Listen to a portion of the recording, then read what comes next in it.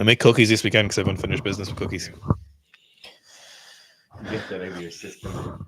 Oftentimes when I make something, Cookies to have when you're cutting back down to 98 kilos. often what happens, sometimes I make something so successful the first time I'll never make it again because I'll have ticked the box, Right. Like the first time I made donuts, they were incredible. I just never made them again. They went so good that I was like, oh, it's just kind of... You should make them again. People enjoy them. It's You bake. You only want me to bring stuff into you. That's the problem. Yeah, 100%. Yeah, I'm on to you, you rat bastard. I'd love a little chocolate nougat filling, in the things. In the donuts, yeah. Filling baked goods is the most hassle. Do you know what the most expensive thing you can bake is? One of the most expensive things within reason. The most expensive common thing. Definitely a chocolate biscuit cake with a load of the fancy stuff in the middle of it. Cheesecakes.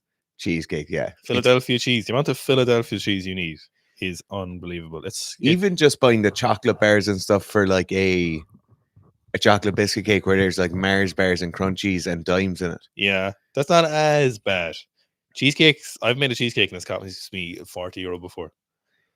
Because I needed so much. I made a Kinder Bueno cheesecake. €40. There's so much Kinder Buenos in it. You had to melt them into the thing.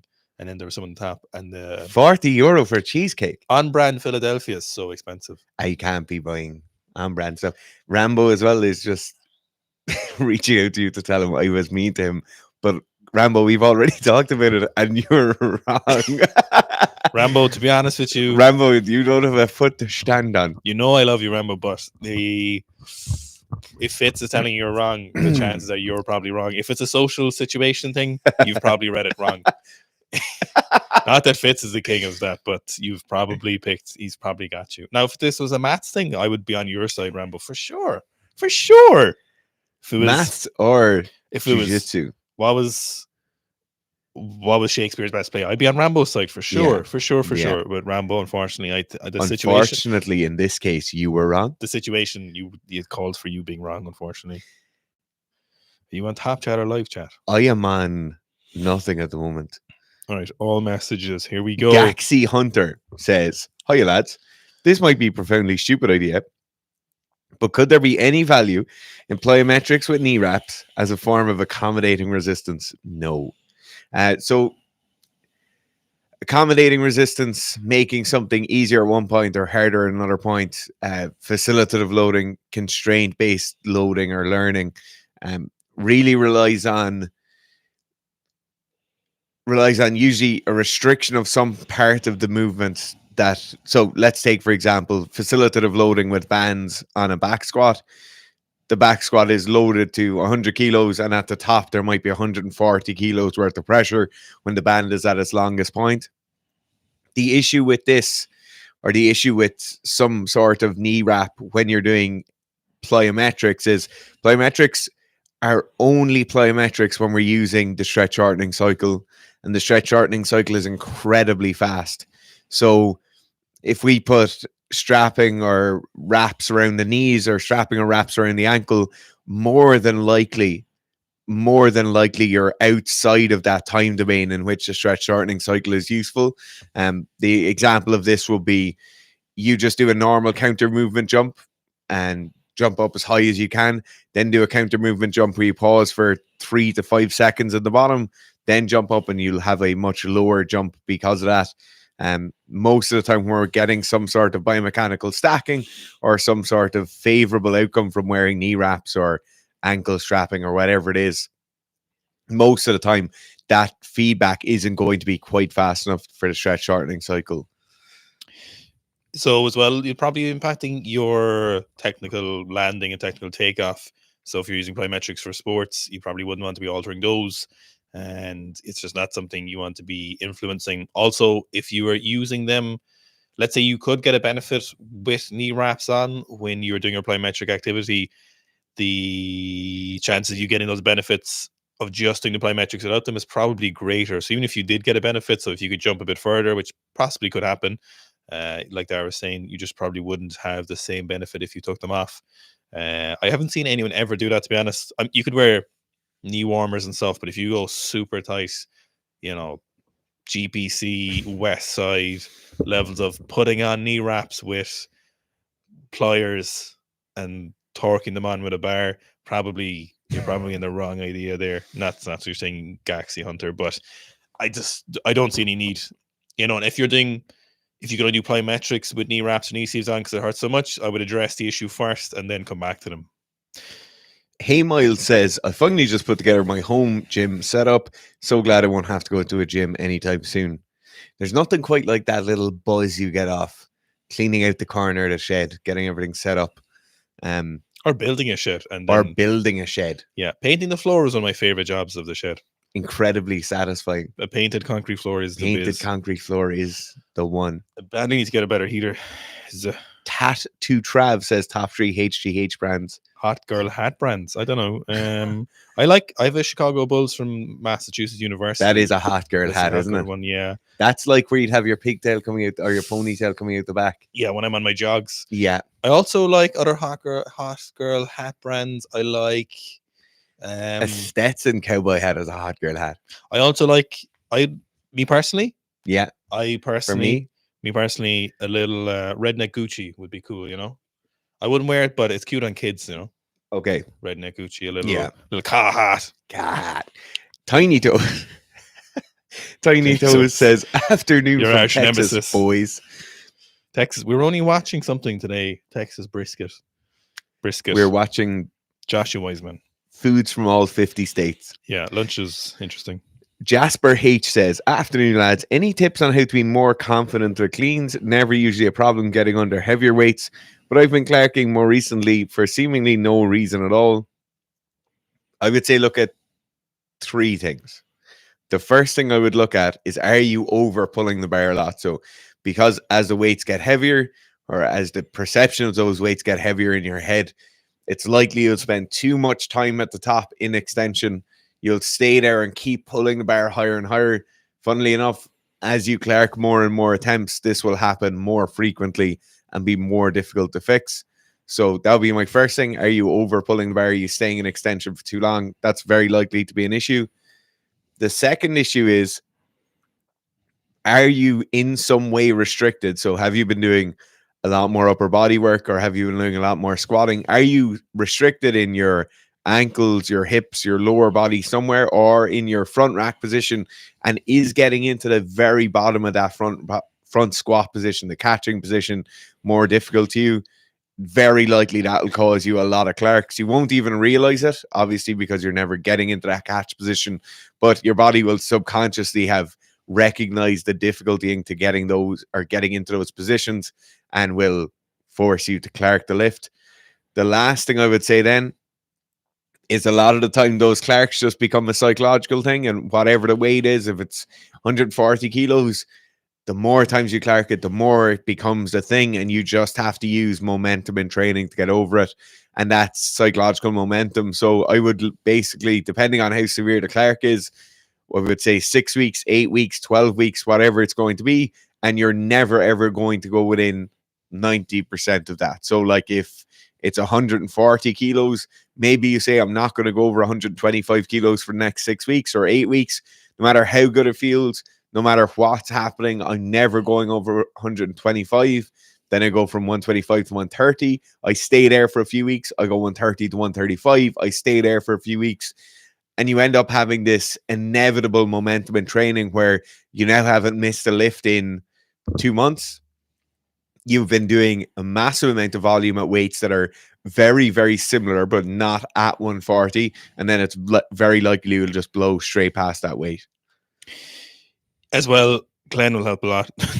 AM said, have you ever dealt with SI joint issues? So I've had some mild discomfort in probably every joint of my body at some stage from weightlifting and training, but I wouldn't consider anything a prolonged issue. So personally, no, not really. Usually what you see with SI joint issues is people often do get them resolved. It just seems a little bit trickier than other areas, but you need to find someone who can help you. So again, as per our usual advice, in terms of injury questions, obviously we couldn't help you or fix you or diagnose you with your injury question here, but definitely need to find someone who can help you with that. The simplest place to start is just soft tissue work in your glutes very frequently. You do see that work sometimes as like a little magic bullet. You just sometimes with people, if it's not super serious, if you have SI joint issues, you do sometimes see a little bit of kind of deep tissue work consistently on the glute med can help a little bit, but more often than not, you generally end up at seeing being a movement issue and someone having to address that, because Dara could have SI joint issues from squatting, and then I could have SI joint issues from jiu-jitsu. You saying my squat mechanics are bad, girl? And they would manifest in totally different ways, So SI joint issues are we could have the exact same pain doing the same things, but our presentation and cause of those could be totally different, Drupad Mukherjee says, best college in the USA to study strength and conditioning or sports science in order to become an S&C coach? I think Boston, Rhode Island University. Boston, Rhode Island, Massachusetts. I actually don't know what the best university would be. My piece of advice, my 2 cents on this would be, firstly, get a sports science or kinesiology degree in the US. Don't go for a strength and conditioning degree. And then my second thing, and this is far more important in my opinion, is go to someone like Eric Cressy of Cressy Performance, or go to a long established strength and conditioning facility and do an internship with them. I know Cressy Performance do internships every summer. That would definitely be my number one piece of advice. Getting a degree is really important because the people who are hiring you need you to have a degree in that area or relatively similar area. But the actual experience you get with a genuine strength and conditioning facility and like you're meeting actual athletes every day, that's more valuable than anything else. So you kind of have 3 options here. You have one, do the bare minimum to get a certificate to cover you insurance wise to do S&C, and then do as much S&C coaching as possible and self-educate.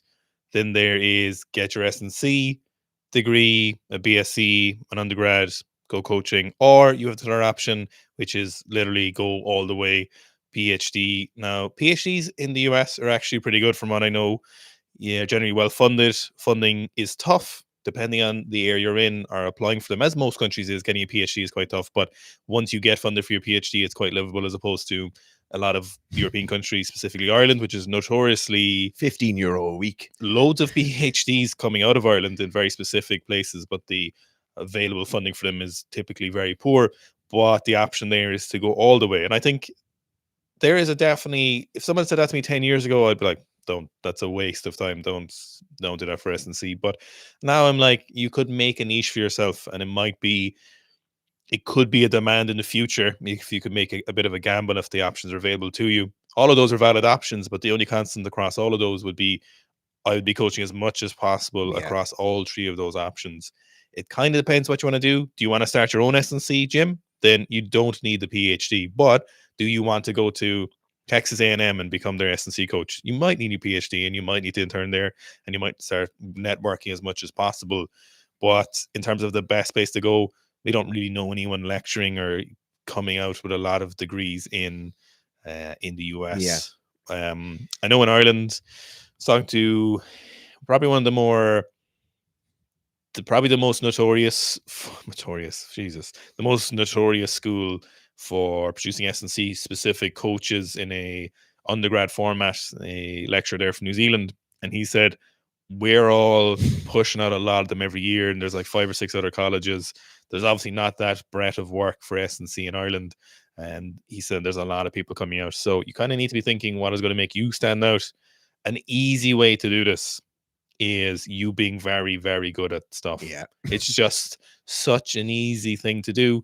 If you think of it like this, if you're trying to become a pastry chef and there's 5 of you applying for a job, and for some reason there's a practical interview, which might be, and you make a terrible croissant, no one's going to hire you. But there's a possibility in S&C, if you come in your little polo shirt and your slacks, and you've tucked in, and you've got some nice bicep veins, and you've got some pecs on you, and your nipples are rock hard. Yeah. Slim little waist, got a little glutes in you, and you just like, you can power clean 140 or something and back squat 220 real nice. You do a little training in the gym. You're like, oh, can I do a bit of training after the interview or after we're showing around? Then you make a good impression because you're getting after it, That makes a big difference. Training hard and doing lots of coaching are the bare minimum, or at least a constant across all of those. the degree of education you get, no pun intended, is really dependent on you, available to you. And most people still who do PhDs probably go or want to go the lecturing route, which is could be nice. Could be very nice. Could be nice. I will say as well, like the you training and you coaching people are extremely important. So like basically your degree, whether it's undergrad, master's, PhD, that will just dictate to what level you'll rise to within a professional organization. It's different if it's your own gym. If you want to be the director of sport for Texas A&M, you're not going to be director of sports without a relative degree in that area. And to be honest, there's so many really highly qualified people in our area right now. If you want to be head of strength and conditioning with a professional team, it's probably a master's degree minimum. Yeah. And that's all those degrees mean. They put a ceiling on where you're at. They don't necessarily bring you up to get you there. They just dictate the top level of what you're going to do. But you having relative experience with good people, with names who are recognizable, is very, very important. And they're all out there. Like all of the big S&C setups have internship programs. They all need coaches. You probably won't get paid for your internship. That's perfectly normal. Get a job at doing something else, but just that coaching will be a big help. Don't forget to work on your people skills as well. A lot of times people forget, especially in the industry that's relatively small, although in America, obviously the options are a lot more varied. Just being a very likable person and someone who can interact with other people quite well, not least just interact with your clients is very important, but interacting with your coaches and leaving a good impression on your internship. So when you're recommended, a lot of the newer generation, and I think they have a lot going for them, but maybe aren't as great. Maybe this is the same at every generation coming up, and every generation above that thinks the same of the lower generation, but maybe, late teens, early 20s, it's definitely something every generation needs to work on. Maybe there's no point singling out Gen Z, but be better at talking to people. Don't be a moody teenager. Don't be, like just trying to get in, get out of work, put the best foot forward. It's the nature of a lot of these things. It's a highly competitive area. So if you're trying to be a coach and you're working somewhere, your reference might matter, especially if your boss in your internship has good connections. He'd be like, you know what, Dara was super enthusiastic, always showed up on time, was always really likable. The athletes really liked him. He's very, very knowledgeable. He trained hard himself. There's such easy things to tick, and you can really make a go of it if you do put in work. And there's a possibility you're just a shit coach and that would all for you, but the moody teenager thing is so applicable. It does. They're all trying to be cool. Serban said, sorry, I know we're harping on, but on this particular point, we know someone who has gotten a lot of education or one or two who's gone working in America for a certain very well-known coach.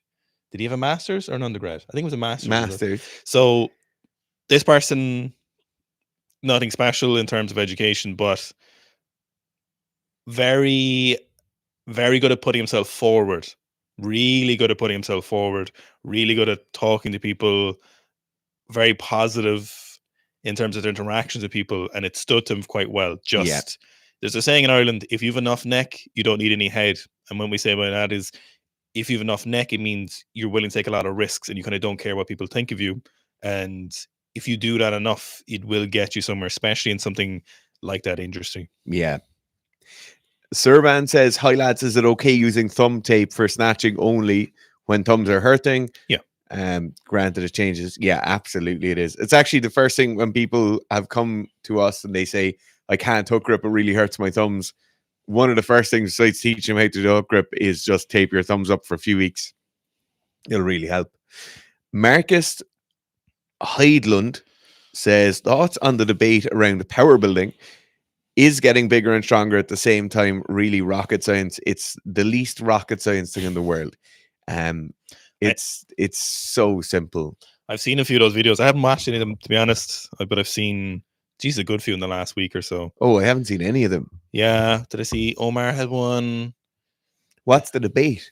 Don't know. Actually, I hadn't watched them, so I don't know what the debate is. I don't know what people Power building is very simple. Did I see Jeff Nippard had one too? I think. The Yeah, only thing more simple than power building is bodybuilding. In the strength training sphere, Rambo says sometimes it's tough being Rambo. it's tough being Rambo. It is tough being Rambo. Banana Bread says, question regarding Banshees of Inisheer. We've gotten a few questions about this movie. And he says, have you lads seen the movie? I have. Which of you is Colin Farrell, aka Donkey Gum? Which of you is Brendan Gleeson? I'd say we're both Brendan Gleeson. What's And just Finger? I haven't seen. I'm not going to ruin the movie for other people who are watching this. Okay, fair enough. Garth lives under a bridge and is a goblin, so he's obviously Brendan Gleeson, but neither of us like talking to people, to be honest. Pavel says, hi lads, how's it going? I was wondering if I were to rerun the RTA after week 5 or week 6, instead of peaking my squat, I just maintained in the context of preparing for a weightlifting meet. And so we've gotten this question before, and we've gotten this question about other programs as well.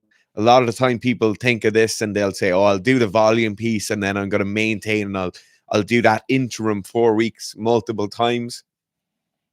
That kind of repetitive work is valuable in the case where you're just a weightlifter, you're not looking to push the squat. But in pretty much every case, aside from that, you really need to be going through the prep phase, the intermediate phase, and the peaking phase. And it should just be a continuous run, obviously with a maintenance phase or a deloading piece afterwards.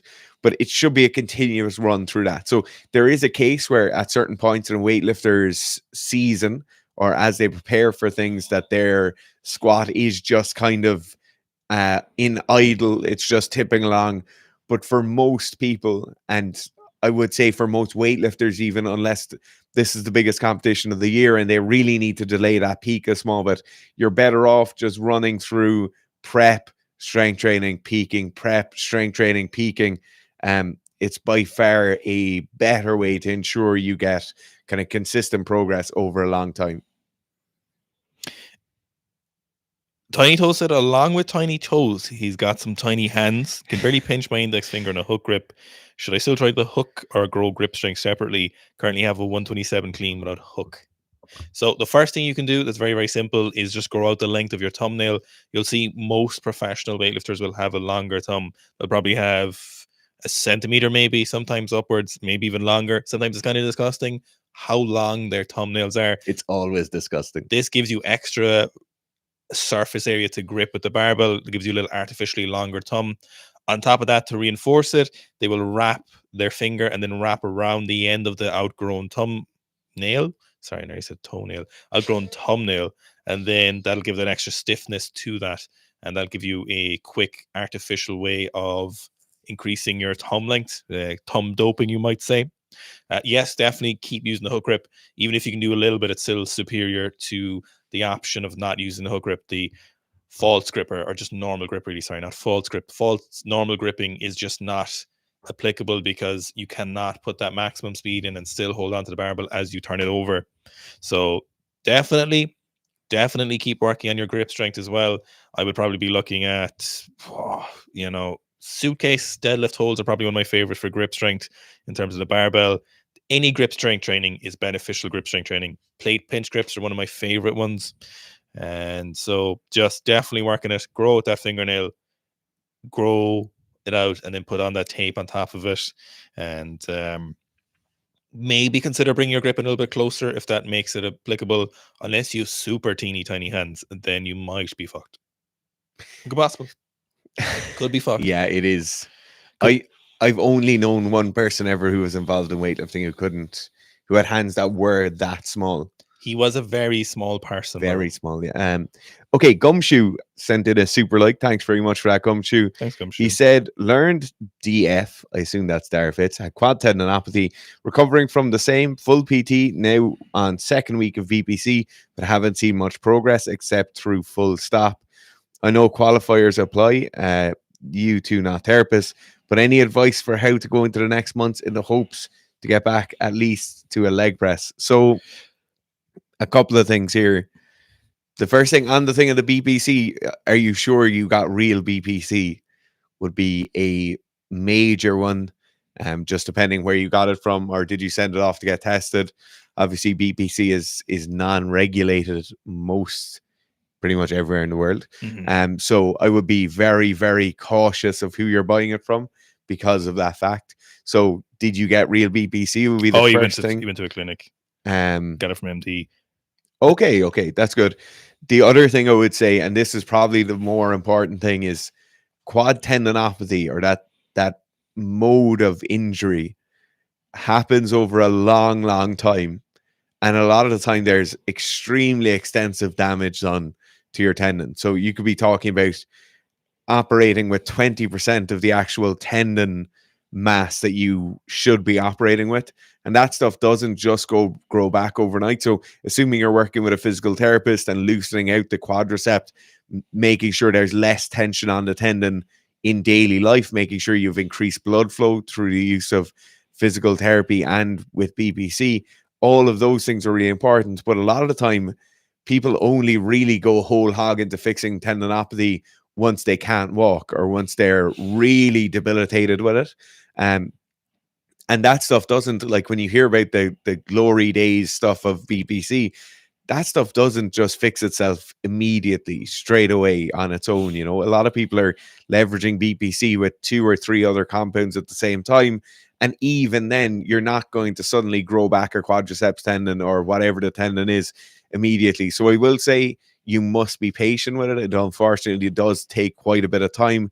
The other thing I'd say then is that depending on where you're at in your rehab or the return to play protocols, once you're at the point where you can do some work with it, those isometrics like quad isometric work is very, very valuable to it, making sure you're promoting as much blood flow to the area as you possibly can, and stimulating that tendon to knit itself back together. I would say the I'm going to grab a chair, Jerry. 2 weeks probably isn't really enough in regards to that. Theoretically, I would imagine you're probably looking another couple of weeks realistically before you see an impact. Make sure I would probably do it just before you do your rehab at 9 years. Okay, yeah. So 9 years recovered and injured. Yeah. So definitely 2 weeks isn't enough time. He said about 9 years recovered and re-injured. Yeah. So 2 weeks isn't enough time to see any meaningful progression with that. So like Darren said, the big thing is just have more patience for sure. Like I wouldn't even think about anything for the next 5 or 6 weeks to see any kind of progress, but it could definitely take a lot longer. I've known people who had some serious knee tendinopathy looking at nearly a year recovery time after having it for about a year and a bit. Very, very severe. So super patient with that kind of thing is very, very important. Dr. Demographic said, any advice, gym or otherwise, for someone who works a 9 to 6 in their arse and needs to develop glute strength in order to help my posterior chain? Nothing particular that would be related to working full time, just lots of hip flexor stretching. Couch stretch is my favorite. Just do it every day. You can do it for 2 or 3 sets of 60 seconds. Usually works pretty good. You don't need to, thankfully, hit the same volume in a stretch as you do in the opposite position, which is very, very useful. And thankfully, your body knows better in some regards. So just normal specific work that you're doing for your glutes. I really like is a lot of the banded work is fantastic. So obviously squats and deadlifts are phenomenal for hitting that. I don't particularly love glute bridges or hip thrusts or anything amazing like that. I do like sometimes single leg weighted glute bridges or glute bridge holds possibly. But I do like clams, Copenhagen planks quite useful. Banded split squats, pull your knees in one way and the other. It should usually cover a lot of it. Of course, then stuff like snatch grip RDLs, probably one of my favorites. Really heavy Bulgarian split squats. So pretty much all of my powerlifters get very heavy split squats. Heavy being if they're squatting 200 kilos, they might get up 100 kilos for sets of 8 in the Bulgarian split squat. So relatively reasonably heavy compared to their squat, and pretty much all year round it'll never leave training. Usually just keep them on the floor, work quite well for that. One thing I would add to that is moving around a lot more when you're at work. So one of the great things you could do if you had the availability would have 2 or ideally 3 different like working positions. For most of us, having like a full sit stand desk is very expensive and difficult to attain. But even something as simple as a shelf somewhere that you throw your laptop on while you're in calls and you just stand while you take all your calls. Um, an intermediary working position where you're kind of perched on the edge of your seat. So if you have a normal office chair, it's likely that you won't have enough height. If you put it at its highest setting and you want to kind of perch off the edge of it, so that would be sitting with your ass on the edge. It's roughly a 45-degree angle at your knee then, and you're kind of on the balls of your feet. So you're still very much sitting on the chair, but you're like perched on it as if you were sitting on a bar stool. And this is a really, really good working position. It's super upright. Usually you want your desk to be like 30 to 45 centimeters higher than it is for working. So standard working desk height is around 70 centimeters. Usually you bump that up a small bit and you go to like a perching position. That's very, very valuable. Doesn't require you to be fully immobile. Like you can still type, you can still read while you're there. Obviously typing and reading in a non-ideal standing working or non-ideal stand desk is basically undoable, and that's why most people just take calls there. But definitely like a perched position is really valuable, and your glutes are active when you're perched as well. Is that like those kind of prayer chairs? It would be like a stool like this, but up a bit higher. You can't see that stool. Okay, Kalmagarov 41 says, my balance in the snatch, in the catch of the snatch, is always on my tippy toes. How can I make sure my balance is more even or on my heels? So this isn't really to do with the balance. Usually it's not even to do with your position in the catch. It's probably to do with the bar has been too far out in front of you and you have to chase the bar out in front of you then in your catch. This is the exact same thing that causes a jump forward in the snatch. So probably it's a couple of reasons that will put the bar out in front of you. The first one would be your ass is too low in the start position and the barbell is drifting forward as you pull it off the ground, or even the barbell might be moving straight up as you pull it off the ground, which still leaves the bar out in front of you in the catch position. The second thing it could be is that you make too much contact with your hips. You throw your shoulders too far back at the top and the barbell swings out and around in a semicircular thing for your catch. This also leads to the bar being too far in front. The last thing it could be is that as you make contact with the bar, you have no upper body recruitment at all, and you just leave your arms loose and the bar swings around. That can lead to the bar being too far in front or too far behind, depending on how much momentum your hips bring into it, but still it will lead to a non-ideal catch position. The last thing could be the actual position you're catching in. So this is an interesting one. A lot of us won't have much confidence because of the weird torso angle of our front squat. People think the front squat is torso being fully vertical and they feel very comfortable when their torso is fully vertical. Actually, our torso should have a slight amount of forward inclination in your catch. So it's this position rather than this position in your catch. So that's very, very important to have the confidence to push your hips back and punch your chest through as you catch, rather than your chest being up and the bar being straight above the top of your head. And the bar wants to be above the bald patch in the top of your head, ideally, or the crown of your head. Do you talk about mobility there? No.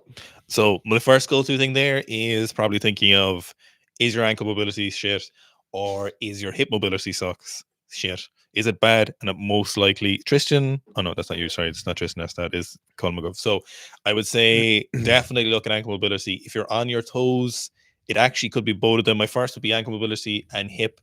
It's rare you see someone with great ankle mobility and terrible hip mobility, or vice versa. To be honest, if one is bad, both could do a bit of work.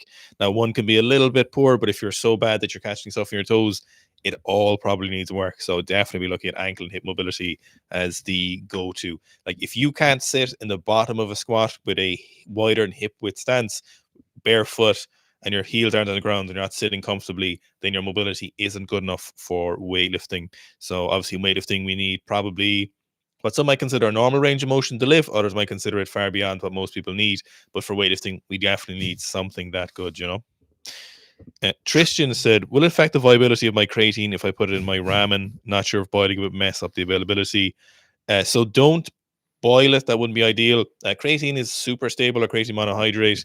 If you look at like their stability studies, we're putting it in the pre-workout, we're bringing it out. But if you look at the stability studies, like when they're testing chemicals like that, a lot of time they'll have them at elevated temperatures for a couple of years, and it's very, very stable. Its melting point is like in the 200s.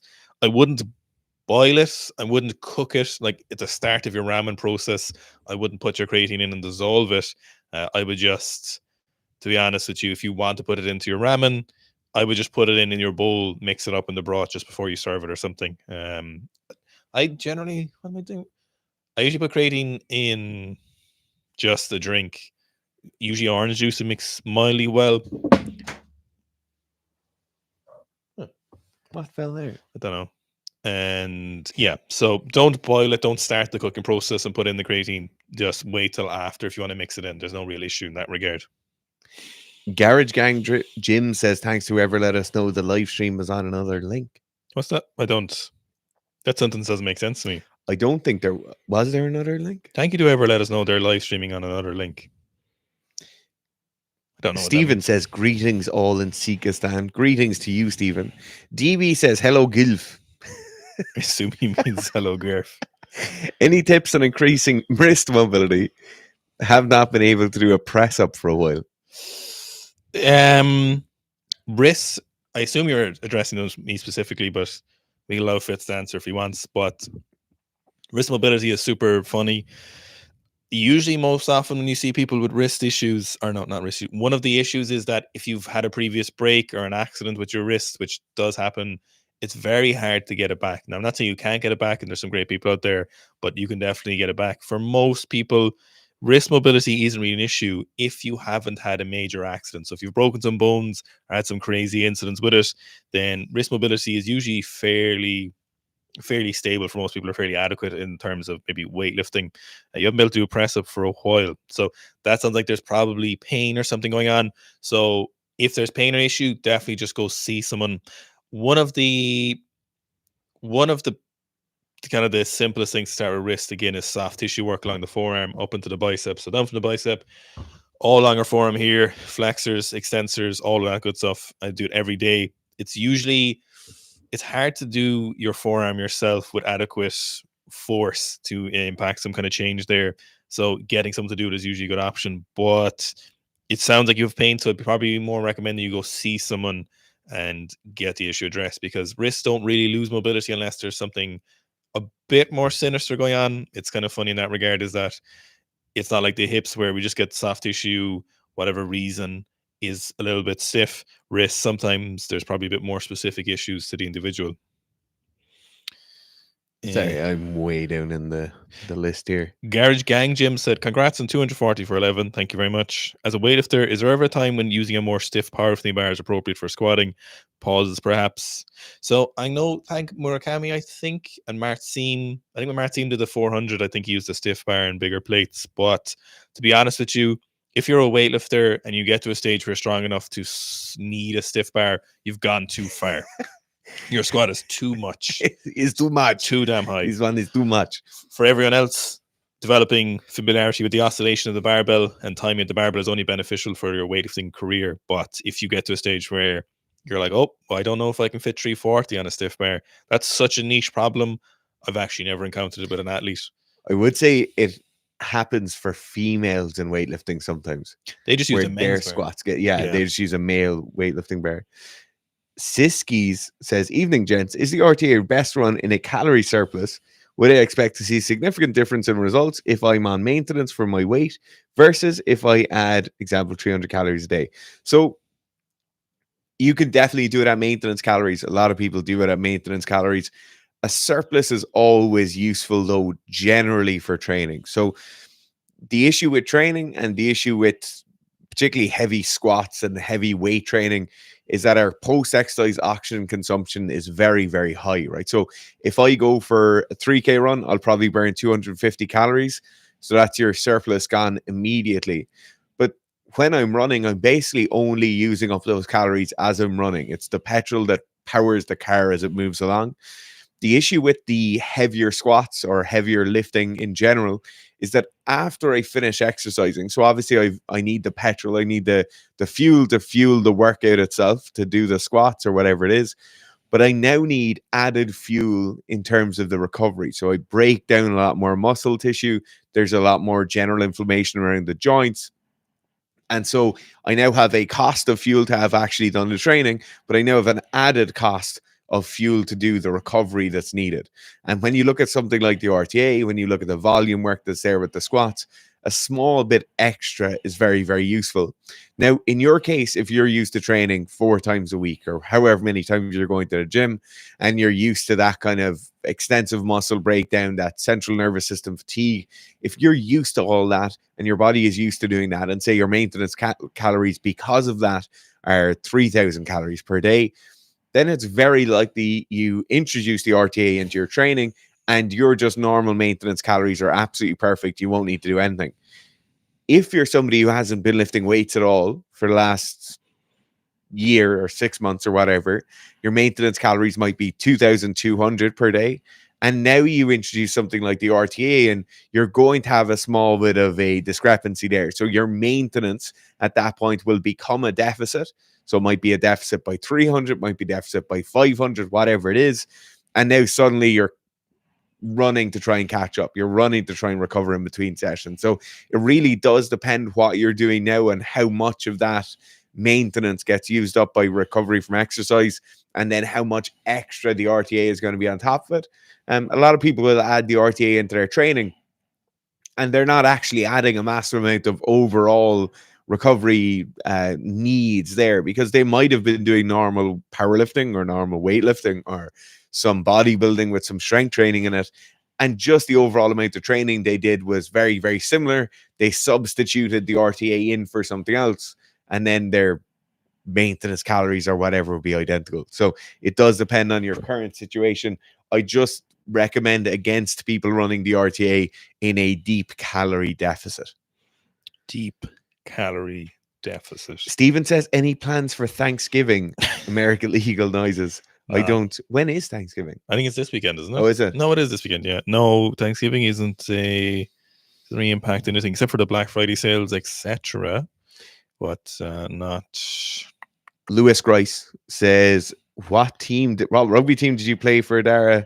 I'm sure I saw a Crosshaven hat. Any tips on how to shake a cold? So yeah, I played for Crosshaven for 14 years and I played for UCC while I was there. Any tips on how to shake a cold? I have a match on Sunday. Thanks, lads. I take a lot of vitamin C, and probably if you already have the cold, it's too late, but I do like echinacea as well. But definitely a lot of vitamin C and a lot of honey would be my recommendation. If you get zinc lozenges in time, they're very, very useful. You can get those delivered. Just take some of those as directed on the packet. Zinc lozenges are very good. Rob Burke says, lads, dropped in to like and post. Can't stop watching Outdoor Boys videos now. Stuart Hutchinson said, do songs like Galway Girl by Ed Sheeran offend you as much as I think they should? I do cringe a little bit. It does make me just a little bit. Joe, Galway Girl doesn't do it for me. I actually think he does a good version of that song, although it's not the best version. I'm not saying I'm like turning off, but I'm like. But Ed Sheeran singing The Parting Glass is like, that's not right. See, there's a song by a female artist called Sharon Shannon called Galway Girl, and that's fantastic. Actually, I don't know if she wrote that, but it's much better than Ed Sheeran's. Tom at says, how long should a volume phase be for squatting at max? So it's kind of a question is depending how long is a piece of string in some regards, but to be honest, most, and then it kind of depends. I know this is pernickety, but what do you consider volume? You know, some people are like, oh, 5x5 is high volume. Like I was talking to Archer Manchboff and he squatted 321 and he was squatting once a week, I think, once a week for back squats. And he was never high reps, never high volume. He was just literally, he went for heavy singles. Now, obviously, using a lot of front squatting. But the best answer for you as an individual is whenever you surpass your previous volume loads, then you can, if appropriate in that training block, then begin to drop the volume off gradually and increase the intensity. So let's say, for example, you have a previous training block, you ran the RTA and you've done 4 sets of 10 at 120 kilos. This next training block, you get to 4 sets of 10 at 125. Then you can go, okay, I've made some meaningful progression. It's objective, it's tangible. I have definitely made progression. I can start dropping off now. But for example, if there hasn't been any strange variables, let's say you ran your training block, you got injured, then you have to obviously reduce your expectations a little bit, add in those compounding variables and say, look, 4 by 10 at 110 now after that catastrophic injury I got is a great place to be at. Now it's appropriate. One of the things is that doesn't give you a green light then just to keep pushing the higher volume. Unfortunately, at a certain stage, you will need to drop the volume. That will become plainly obvious in the fact that you won't be making your sets and reps, or you'll get very, very fatigued. Either of those is something you want to head off before that happens, ideally. So having either a good program written for you by someone else like the RTA and the Seek Strength app or the RTA 2.0, or you have very good records of your metrics, or you know what you should be hitting, and then you kind of progress from there. Orlando Swift says average throwing velocity in Major League Baseball has been steadily climbing for the past few decades, but peak throwing velocity on any given year is around the same. Is this due to physics, anatomy of a human, psychology, or whatever? Clen. So Clen and nicotine. Coffee, Clen, nicotine. So the average stuff climbing is just S&C coaches getting better. S&C coaches getting better, physical therapy staff getting better, general better recovery from the throwing, right? So baseball pitchers, their shoulders, their elbows, their wrists, they're crashing cars into their body every single time they throw. And obviously they compete multiple times per week. It's literally one of the most hectic competition schedules in professional sport is baseball. So we're likely seeing the average velocities going up because they're able to throw harder and throw faster more frequently. So because of those better recoveries, because you have better development through their youth structures and better practices at the senior level as well. So that's very likely a major cause of it. In terms of the peak velocity, though, it's interesting. So peak velocities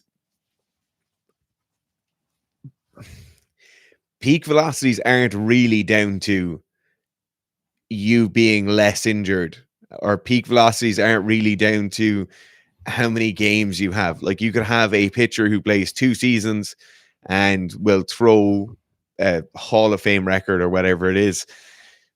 Peak velocities are the kind of freak occurrence.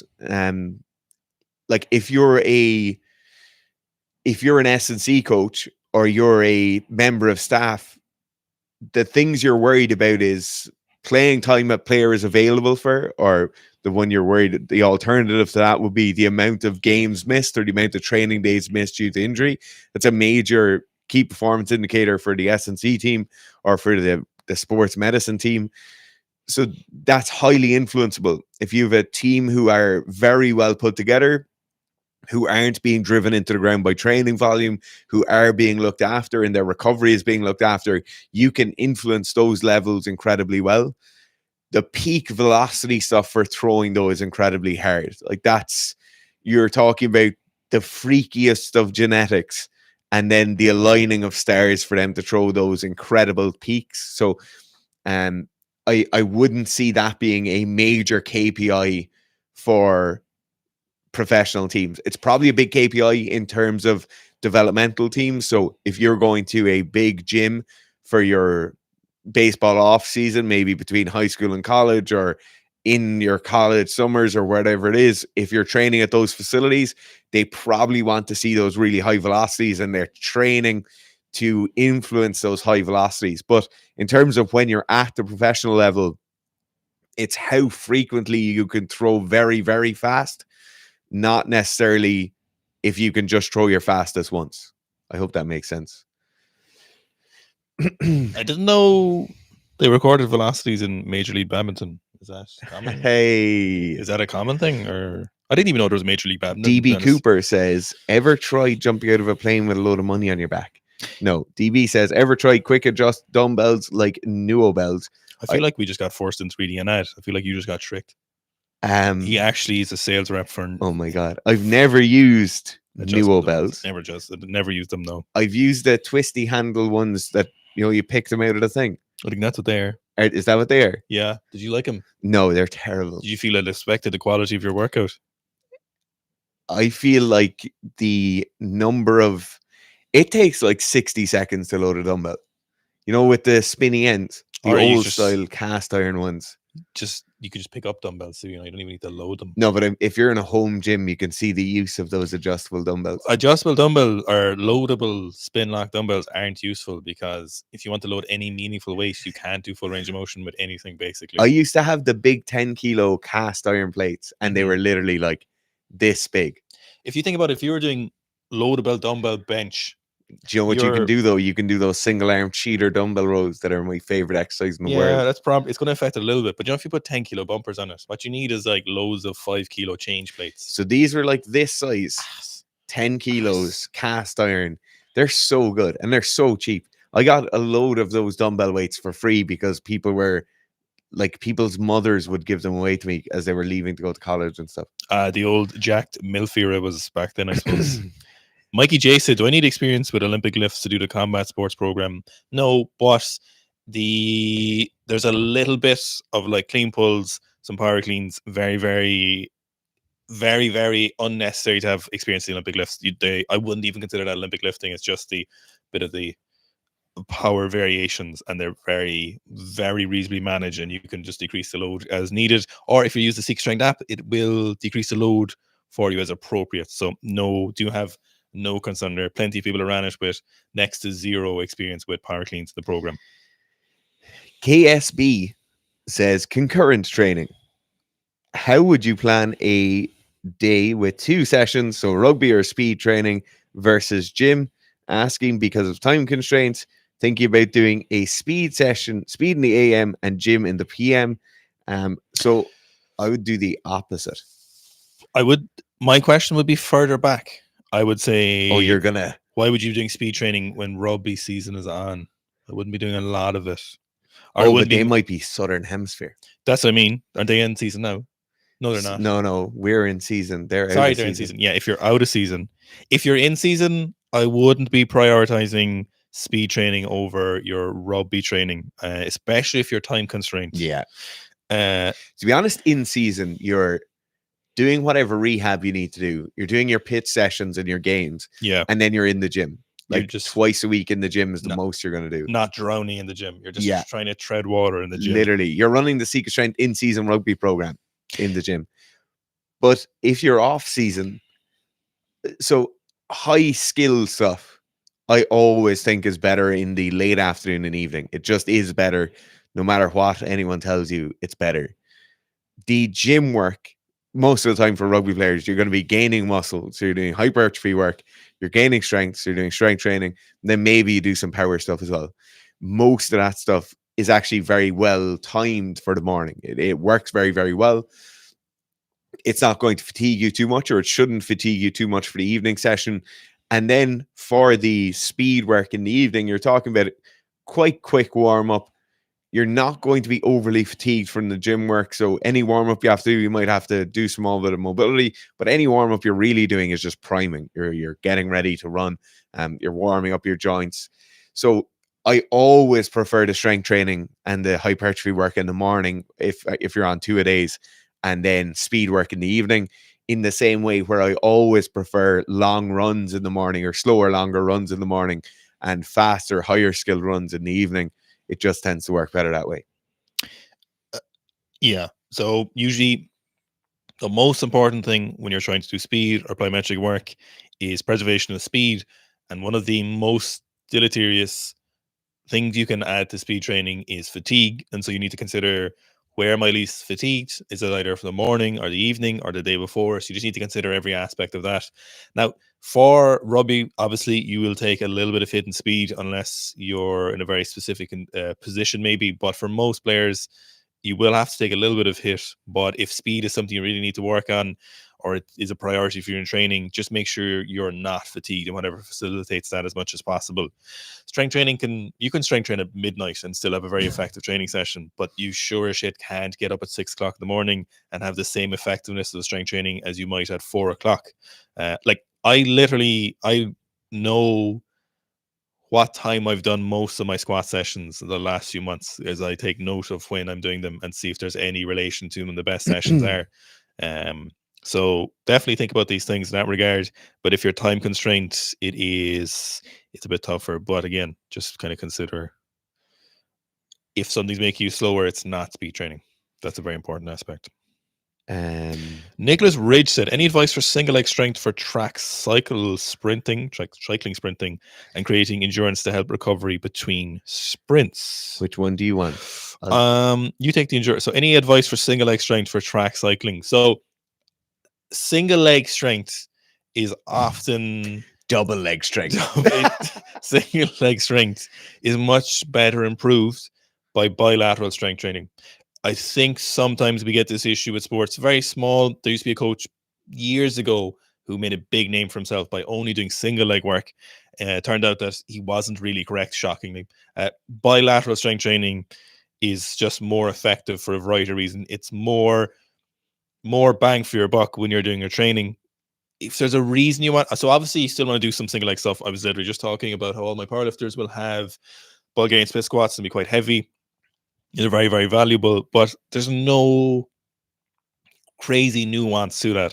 Like for track cyclists, no brainer, back squats, maybe front squats if you like them and you can get particularly strong with them, but back squats very useful. Then find a single leg squat that you can do, that you can get a large range of motion with, that you can load very, very consistently, and as a track cyclist is very, very safe for you to do. So don't go doing, safety bar, spider assisted squats, the ones where everyone's holding onto the squat rack now. Don't go do stuff like that. I think for an individual who's trying to prioritize and preserve themselves for sport, I would pick things that are very, very simple. Holding 2 dumbbells in your hand for split squats, super valuable. Really like barbell split squats on the floor. Front foot elevated are great. Some people love the rear foot elevated Bulgarian split squats. Some people, it's incredibly uncomfortable. I actually think longer limb lifters do better with the rear foot elevated. I think if your legs are a little bit shorter in relation to your body, or you're a bit more favorable for squatting, which you probably are for sprinting, it's just kind of not great. You don't have a lot of room to stretch yourself out for the rear foot elevated split squats. So I'd be looking at front foot elevated on the floor, and then just not getting super complicated, loading them up. But my main driver for leg strength would be still back squatting, realistically. The second part then, and creating endurance to help recover between sprints. So the big thing you're always looking at with recovery, intra-set recovery, is relative intensity or the relative difficulty of your actual sprints. So a lot of the time people will talk about lactic threshold training. If you're in track cycling, you're definitely well aware of the term. People will talk about training at lactic threshold, or training to boost that lactic threshold so we can be we can be aerobic for longer. We're more efficient mitochondria in our cells. That's all very, very good. But all of that is formed by a base of general purpose, very, very rudimentary endurance work. So it's not necessarily the real intra-set recovery. The real value in that isn't done by this very fine manipulation of work and rest periods. It's not done by this very fine manipulation of the zones within which you're working, whether you're working at 80% of max, or whether you're working at race pace for 30% of distance, or at race pace plus 10%. It's all about being able to, the main variable, or the main thing you'll do in your training, which will affect how well recovered you are in between sets, is the longer, slower, bigger block of training you've done at the start. So it's unfortunate. Most of the time we see athletes who are struggling with this, where their lactic threshold is very, very low, and they can do 1 or 2 sprints incredibly well, and then they just get extremely pumped, or they'll get really, really poor values as their training sessions go on, that's not a problem you're going to fix by doing that training. Certainly, doing more intervals with restricted work rest periods, very useful, very valuable. But the main thing we need to see is more longer, slower, lower, and higher volume work. And that makes the biggest difference for intra workout, intra set recovery. Spencer O'Neill says, "Good morning, coaches. It's nearly good evening, coach time here." He says, "Thanks for all the amazing information. Hope you all have a great day." Thanks very much, Spencer. I hope you have a great day as well. Sikastan's national thrower says, "Evening, guys. Hope you're both are going well. Would say my training is going almost as well as yours, Owen. Geez, he must be flying it. SI joint issues have all stemmed from ankle and foot weakness. It can be very varied. So yeah, it's that's the problem with the SI joint. The SI joint is just that kind of middle piece. It's the CV joint in your car that's going to blow up if you hit a pothole, but similarly, it will blow up if you have a dodgy gearbox and there's a lot of vibration going to it. It's not, the SI joint is just unfortunately placed in a place where there's a massive amount of force going through it, and a number of things can cause the issues there. Nicholas Ridge says, "I'm having SI joint issues at the moment, getting soft tissue work on my," I can never pronounce this word, and I'm not going to do it live on the internet, but he's getting work on his hip crest, and it's helping. OM says, "Hi lads, if you had to pick a single posterior chain exercise to support your squat, what would it be?" A single one for my squat. If it was for my squat, the one posterior chain exercise I would do would be some sort of upper back rowing, because that's where I tend to be a bit weaker in my squat. My lower back doesn't tend to give up on me quite so much. Yeah, definitely upper back work, I'd say, would be probably maybe weighted chin-ups would be real nice. Yeah. You'd get a lot in there.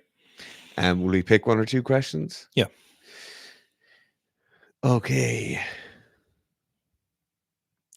Okay, Shogun says, "Hey lads, I'm running weightlifting 2.0 right now, but I'll have around 5 weeks between the end of the program and my next competition. What should I do to maintain shape, continue training, KR, repeak?" What's KR? Repeak during the 5 weeks. So the big thing I'd recommend, if you have 5 weeks, you're going to take around 3 days off after your competition. You're left with 4 weeks of training, which essentially becomes 3 weeks or 3.5 weeks plus a peak. So what's your best bet to do? If you have the full block of weightlifting 2.0, you look at week 12, week 11, and week 10. So you start again on week 10, you do week 10, week 11, week 12, and then you do the Sika taper week or peak week. Just email us and we'll send it to you. That will give you a very good run in. Again, if you feel very, very good and you feel like there's a lot more in the tank, then you do week 10, 11, and 12 plus 5% on your loadings, and then do the peak week, and you'll be good to go. What one did you answer there, sorry? Shogun. Oh yeah, Sam Stickney said, "How should I run the horse program and the Road to Anywhere squat program at the same time?" Just run the horse program, don't run the squat program. With us, the squats are pushed pretty aggressively in the horse program, so there's no point. It works much better if you just run the horse program by itself in regards to the squatting. Squats. Slayer 183 says, "There, when are you going to start training for the 5-minute mile?" Started already, haven't you? Started already. He also says, "Hey Derek, I recommend when you do a mile and go for the thing, do depth jumps for 3 weeks before, as you know, like," okay, so do some depth jumps.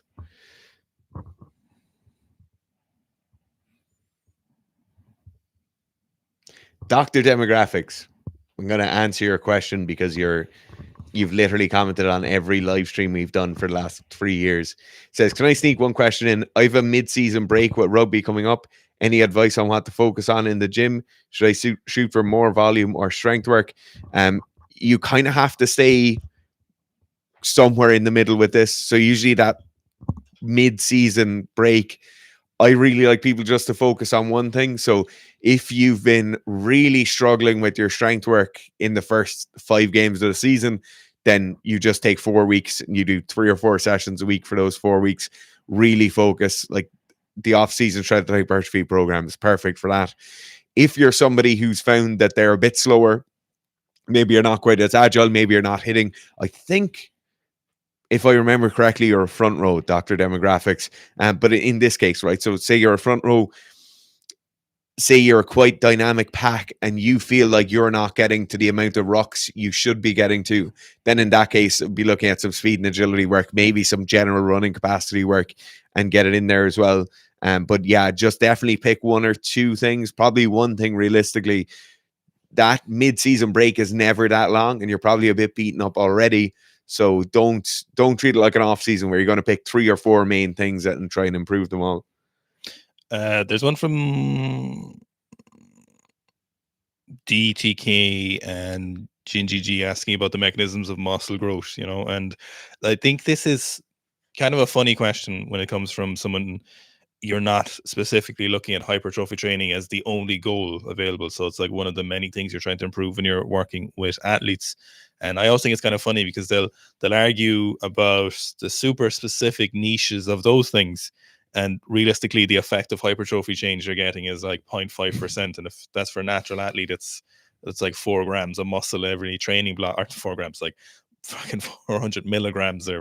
Yeah, just a tiny amount of extra muscle growth. What you see is people who push the weights while doing a certain amount of volume. Usually what you see for most people is you need to do a lot of volume. Now when I always think of it's like the effective rep model, so the one you're talking about there is the ones closest to failure, the most effective, but you just don't see, for the most part, people coming in and just going straight for a 3RM failure. You just don't see very large people doing that. You need to be a lot of volume, a fairly sufficient amount of exercises. So if you look at a strength training model, if you're trying to improve your back squat, you might have 2 to 3 back squat sessions a week, the same exercise, varying sets and reps depending on where you are in the training block.